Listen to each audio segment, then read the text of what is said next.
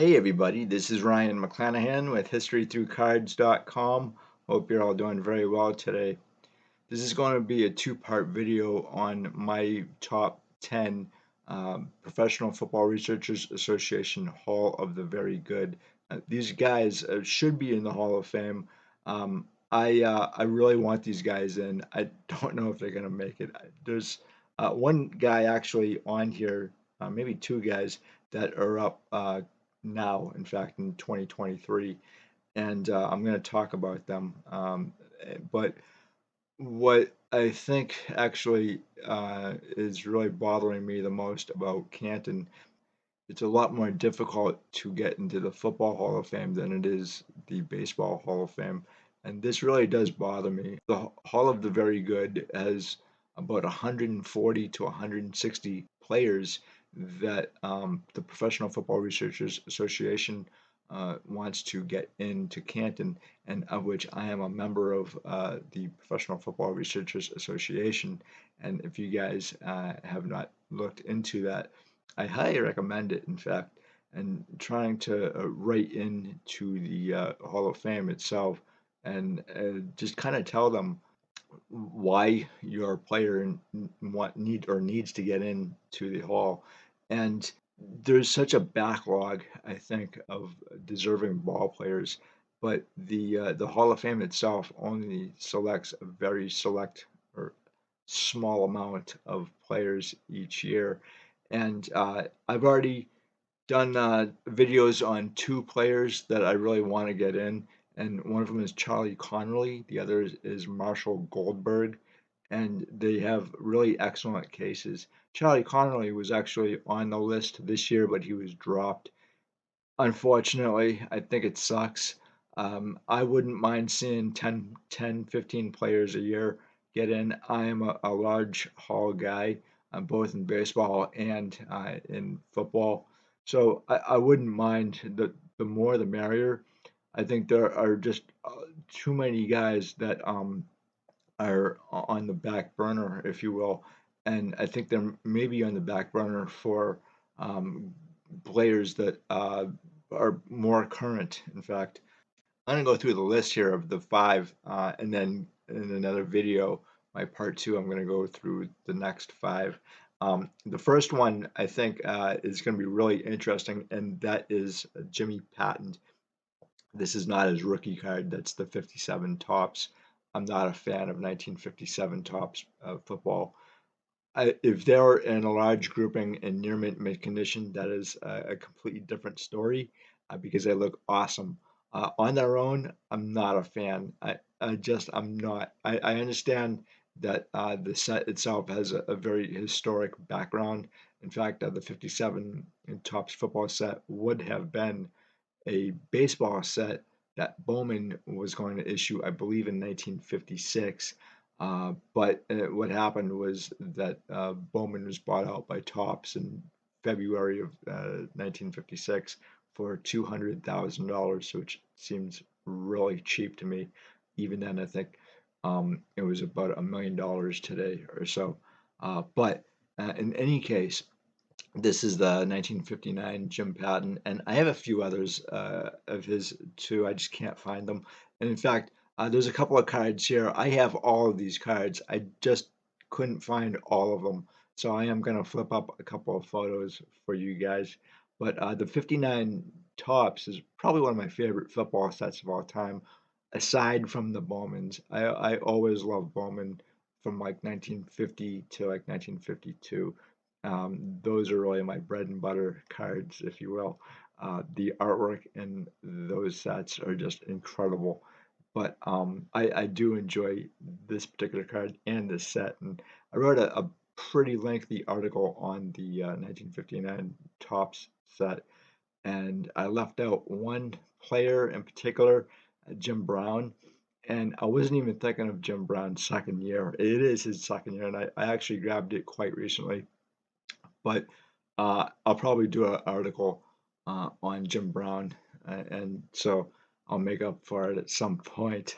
Anyway, getting back to Jim Patton here, he was born in 1933 and he passed away in 1972. He was only 39 years old, and I'll explain exactly what happened to him.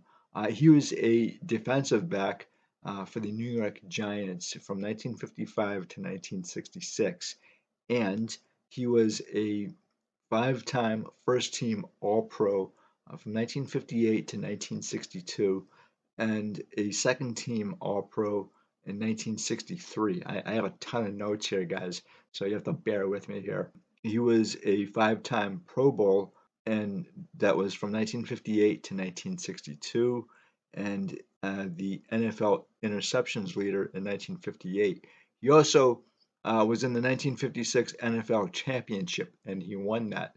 I think it's the only one that he was in. He's also in the Giants Ring of Honor. Now, this is where I think that he has been forgotten or lost to Canton history. He passed away very young. He was 39 years old, and he was killed in a car crash driving to Virginia to visit his sister who was dying of cancer. And it kind of reminds me of Gil Hodges. Now, Gil Hodges was just turned 47 when he passed away from a heart attack. Gil had already had a heart attack, I think, during the All-Star game, and then maybe once before. But Gil was a lifelong smoker since his days in World War II.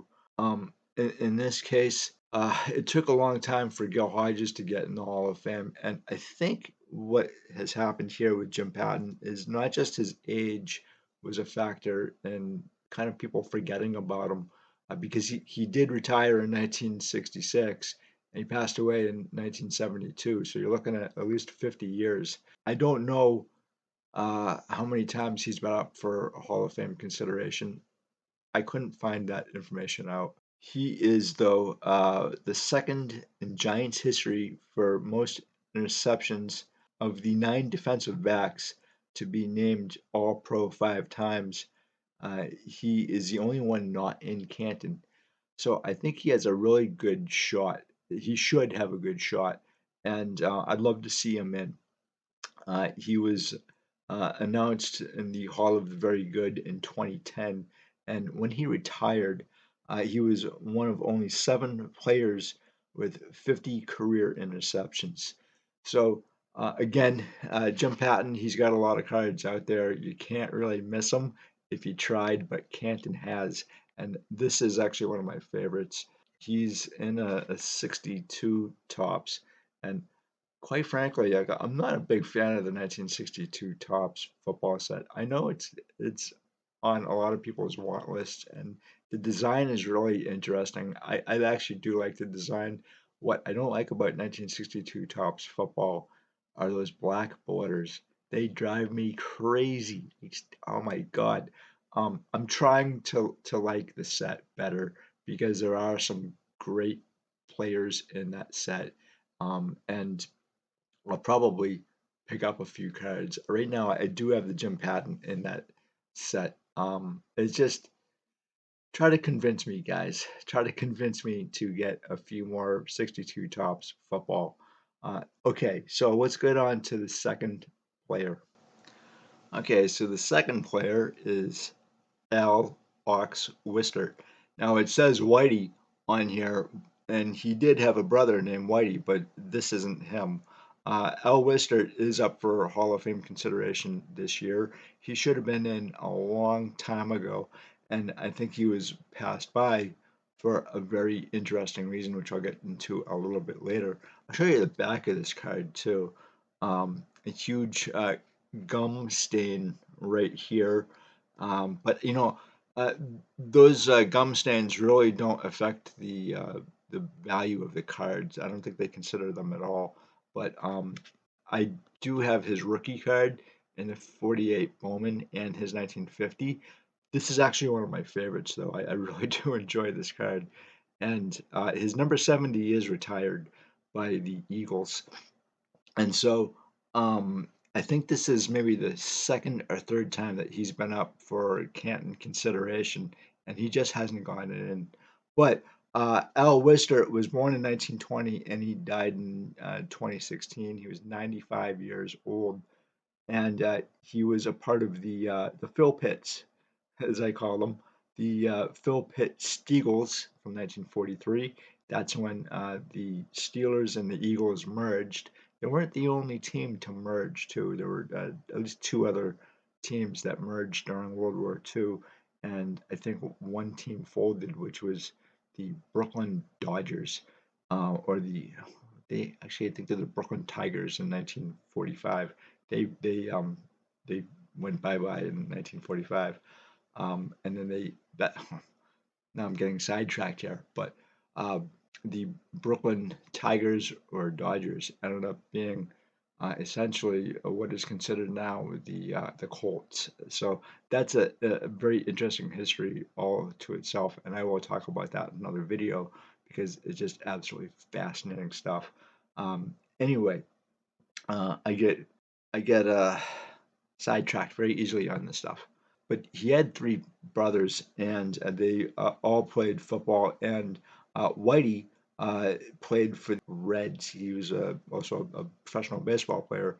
The other two brothers, they were really good. I think all three of them are in the College Hall of Fame, and it is something that I think is really interesting. I don't think you have any other three brother combinations like that who are in the College Football Hall of Fame. But they all played for the Wolverines, and all three of them had number 11, I believe. He was a All-America with the Wolverines in, I believe, 1942, but he won the 1942 MVP. He was a two-time NFL champion, 1948 and 1949, a six-time All-Pro first team, 1944 to 49, and a second team All-Pro in 1950 and 51, and a 1950 Pro Bowl. Now, he only has one Pro Bowl under his belt, and the reason why is because you didn't have Pro Bowls until about 1951 in January or so. So that's kind of a maybe a problem for Canton. I don't see why, because they did have some kind of All-Star games from like 1938 to 1942. Nothing really during World War II, which he played the bulk of his career in. The Pro Bowl today really doesn't mean a whole lot, I think, but it is a pretty good measure of how you were as a player, and same with All Pro too. And so he, I think, was All Pro every year of his career except for 1 year, which I think if he played like 8 years, that's really impressive. He was also the captain of his Eagles teams as well, so very highly respected. But that wasn't always the case. So he was drafted fifth round, and he signed for $3,800. But he wasn't really well liked in the beginning because he was signed for so much money. The other guys are like, "Hey, what's going on here? Why did you sign for all that?" In that case, actually, it's the 2023 equivalent of $71,130. That's a lot of money, but he showed it on the field. He was worth every penny of that, and he was a two-way player.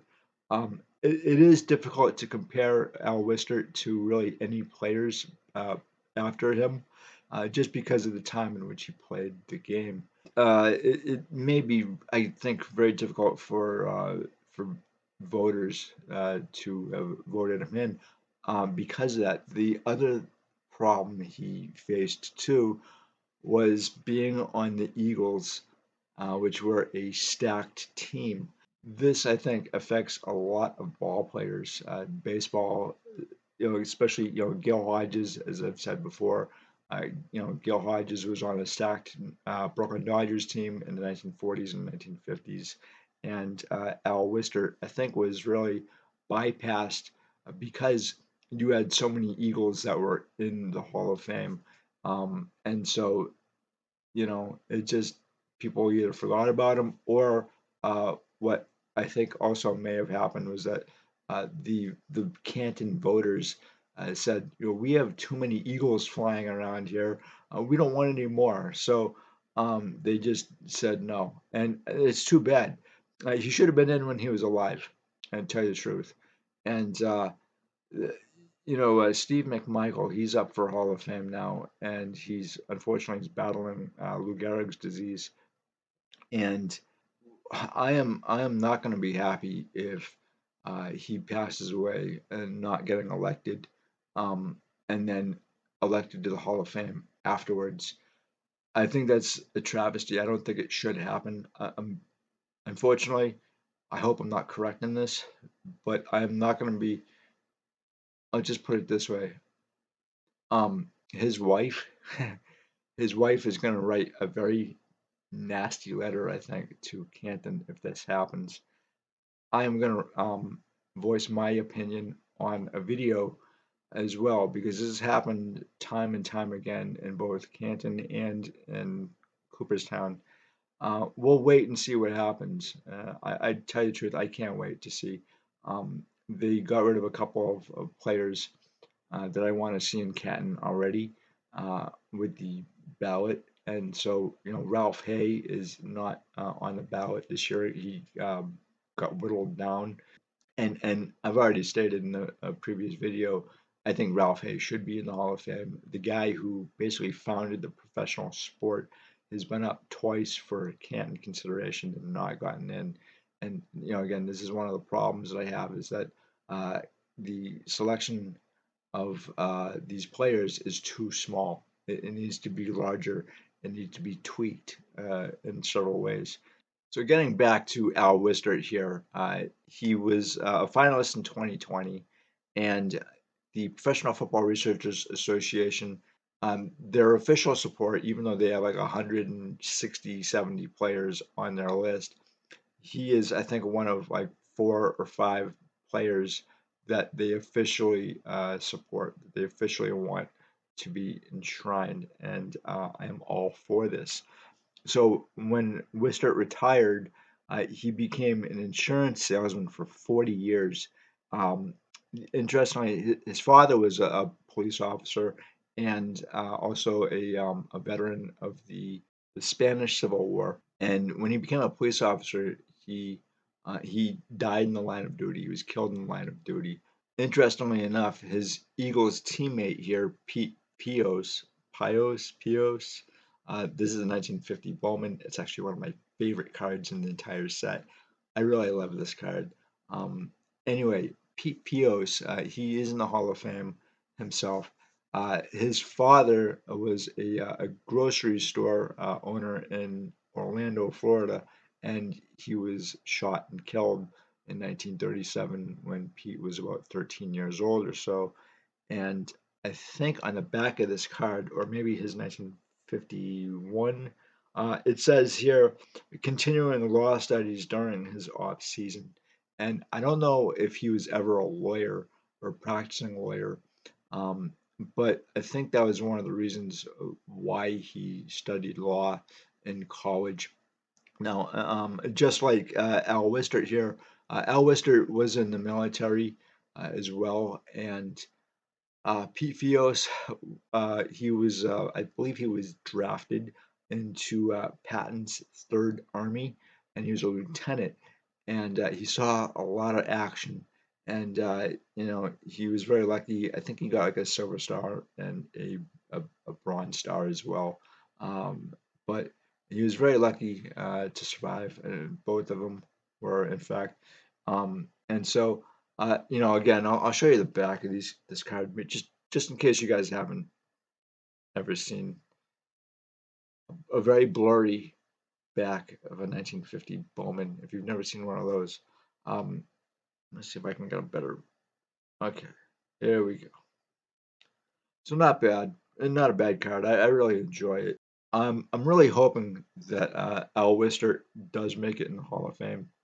He's got a lot of cards out there. I say a lot. He's got a 1948 Bowman, which you can find. He's got a 1948 Leaf, which I don't see a whole lot of, but I don't think it's a very rare or difficult card. And then he's got the 1950.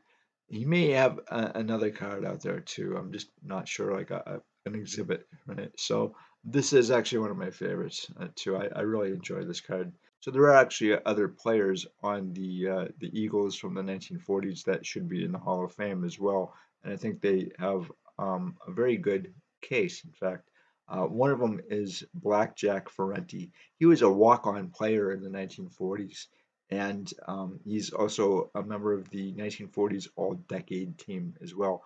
And Al Wistert here is also a member of the All-Decade team from the 1940s. There's a lot of players, in fact, from the 1940s All-Decade squad that are not in the Hall of Fame. Some of them have very short careers because of World War II. One of them, I think, has passed away from his service in World War II as well, and that is a Chicago Bear, who I'm going to talk about a little bit later. But you also have Bucko Kilroy, who's up for Hall of Fame consideration.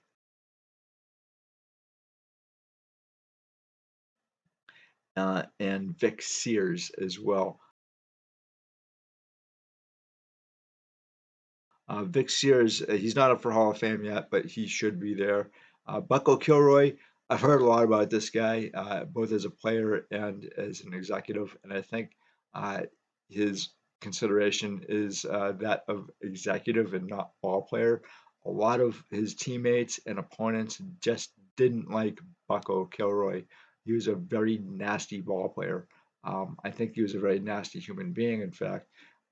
I'm not sure I would have a beer with this guy. In fact, I know that for sure I would not have a beer with uh, Ted Williams. One of the few guys I have heard a lot about from his friends, but just don't like his personality. And you know, you come across guys who you hear about, and their achievements are so amazing, but then when you see them in person or hear about them, how they are, you're like, dude, I don't want to have a whole lot to do with this person. But you know, such is life, right? So Bucko Kilroy, I'll probably do a video on him at some point.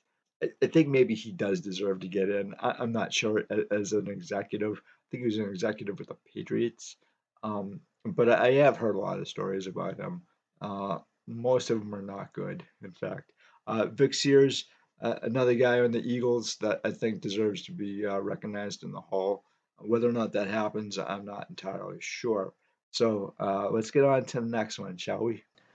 All right, this next one, I don't have a card available here. I do have it, I just don't know where it is, and that is Dick Berwagen. So Dick Berwagen, he was born in 1921 and he died in 1966. And I think again that's another one of the Jimmy Patton syndromes, if you will. And that's not very cool, but you guys know what I'm talking about, right? He was very young. He was 45 when he passed away of a heart attack, of all things. He was an offensive guard.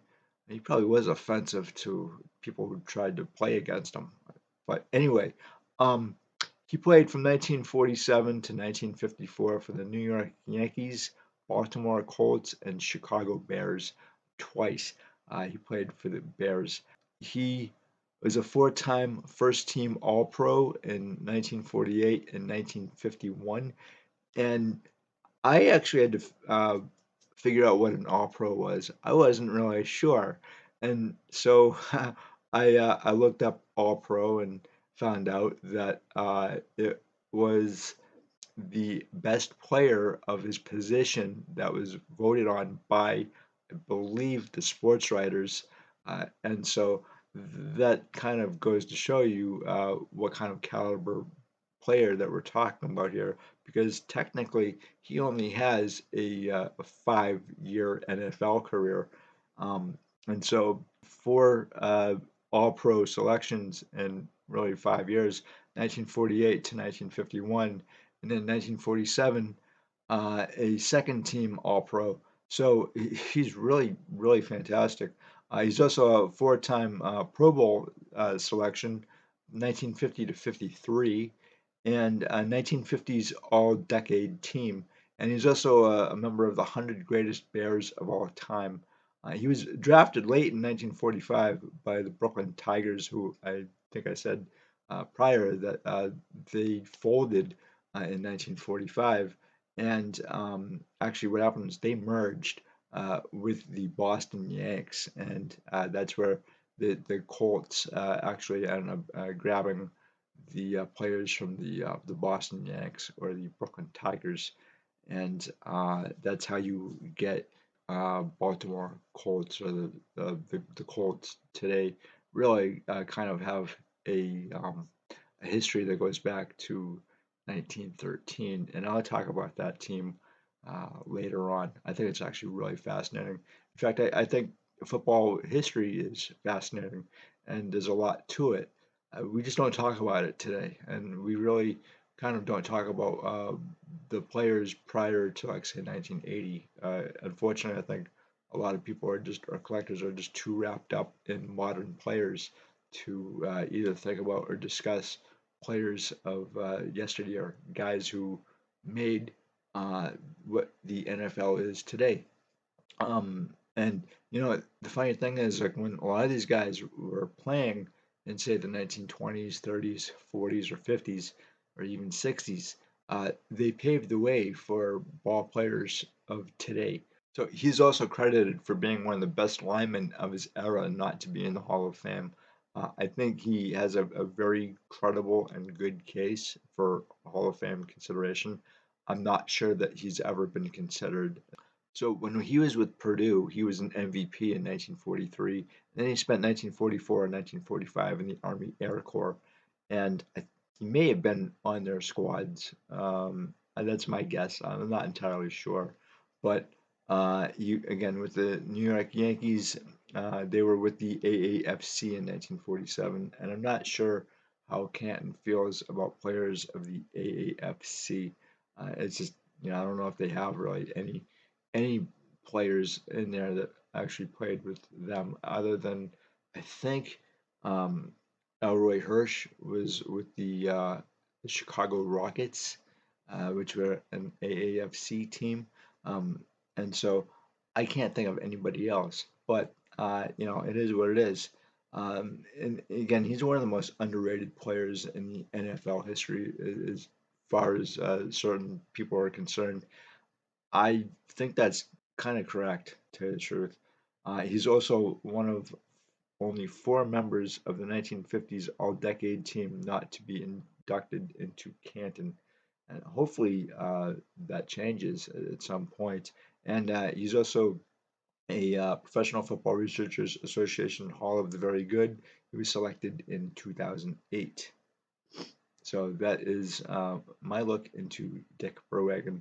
And at some point, I'll probably talk more about these guys and probably dig up a couple of articles as well individually. But for now, I just kind of wanted to get a little bit here, a little bit there to kind of whet your appetite, if you will. All right, so the next guy I want to talk about is Bill Bubba Forrester. And I don't have his card with me. I can't find it, but it looks something like this. That's his 1956 Topps. I really like that card. I actually first saw that card when I was watching a video from Chris from Stories in Cardboard, and Chris was going over his 1956 Topps football set, and I had seen this card and I was like, who is this? And he actually made a really great presentation on these players. And so when I went to do research, I kept on coming up with somebody named George Forrester. And it happened to be that George was his first name and he went by Bill. So it was George William Forrester. And that's why I couldn't find a whole lot on him. But once I did, I was really impressed with his statistics and who he was as a player on some of these really, really bad teams. Now, he was born in 1932 and he passed away in 2007. And he was selected for the Hall of the Very Good in 2015. He was a linebacker for the Packers from 1953 to 1963. There was one team in particular that I saw, which I really couldn't believe. That was the 1953 season, where the Packers went 2-9.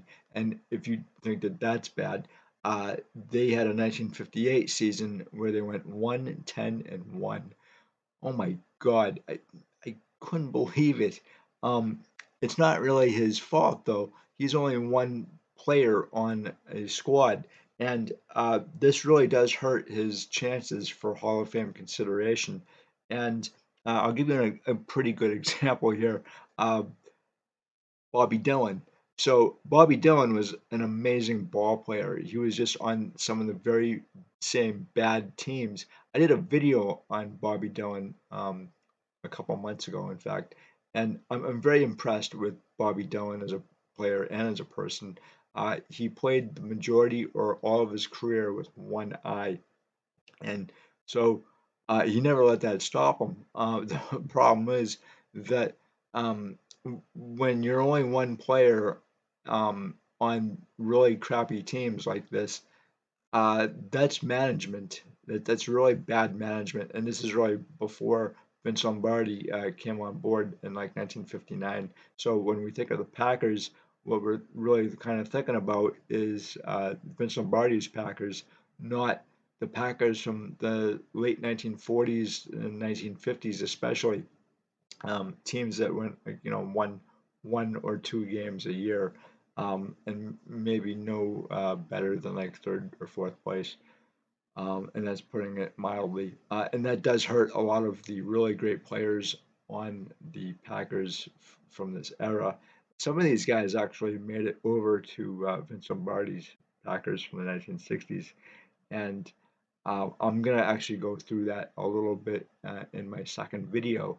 But this is the 1956, and I can't find my Bill Forrester rookie, which is in the 1956 set, unfortunately. But I did show you what it looks like. I'll show you the back of it too, just in case you guys haven't seen one. It looks like that. It's a great set. In fact, it's a really neat set. I enjoy it and I like the design. But getting back here to Bill Forrester, let's see, he was in the Pro Bowl four times in 1959, 60, 61, and 1962. He really didn't shine until late in his career. He was also a three-time first team All Pro and a second team All Pro, which again is the best player for each position during the season. And I didn't know this about the All Pro selections, but they were first selected by the press in the 1920s. And this is again like when you didn't have the football version of the All-Star game as well. So again, like I say, the Pro Bowl is a measurement for how good a player is, but then so is All Pro. The other thing too is with Bill Forrester, he was a two-time NFL champion, 1961 and 1962. And this is where I say there were some players prior to Vince Lombardi who were left to remain, and they helped to secure championships. So these were actually the first two championships, I believe, under Vince Lombardi. And he made the Packers Hall of Fame in 1974, and he was previously nominated for Canton. How many times he was, I can't tell you. I couldn't find that information out. But he was also the defensive captain for the team, and he was known for never missing a game. Very stable, very independent, and dependable person. And he was highly respected throughout his career by both opponents and teammates, and basically everybody liked the guy. And Bobby Dillon said that he never made mistakes, and he was in 138 straight games. That's really impressive to me. Um, the problem again here is that there are 13 members of the Packers from the Lombardi era that are in Canton, and I'm going to talk about this a little bit more. But he was never a finalist, and the Packers won 5 championships in 7 years. In one game, he sacked Johnny Unitas 4 times, and that was in November 13th, 1962 game, and that was in the first half. So that kind of goes to show you how good Bill Forrester really was. Again, he has never been nominated for Hall of Fame consideration, which I think is a shame. All right, next up is Joe Fortunato. And I actually don't have a card of Joe Fortunato with me right now, unfortunately, but I can show you what his rookie card looks like. It's the one I have, in fact. So again, I really like that set. It is one of my favorites. But Joe Fortunato was a member of the 1963 NFL Championship, and he's a three-time first-team All-Pro from 1963 to 1965, a 1962 second-team All-Pro, five-time Pro Bowl in 1958, 1962, 63, 64, and 65. He's the member of the 1950s All-Decade team, and he is one of only four players from the 1950s All-Decade team not to be in Canton. He's also a member of the 100 Greatest Bears of All Time, and he didn't join the Bears until kind of late in 1955 because of his military obligations. I believe he was in the Army, and he was drafted in the 1952 NFL draft. He led the Bears in tackles 7 years in a row. He played in 155 games out of a possible 156, which kind of tells us how durable the guy was. And he started in 153 of those games. Bears had 8 winning seasons in his 12 years. So he is a very good candidate, I think. He's also the captain, the defensive captain, I believe, of the Bears, and I really think that he should get in the Hall of Fame. He's a very underlooked player, if you will.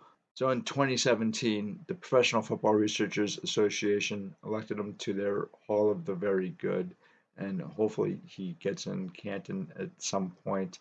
I don't know when, but he should be there. He's one of my favorites, and his cards are not expensive at all. He's got, again, a 1959 Topps rookie, and I saw that he's got a 1963 Topps as well.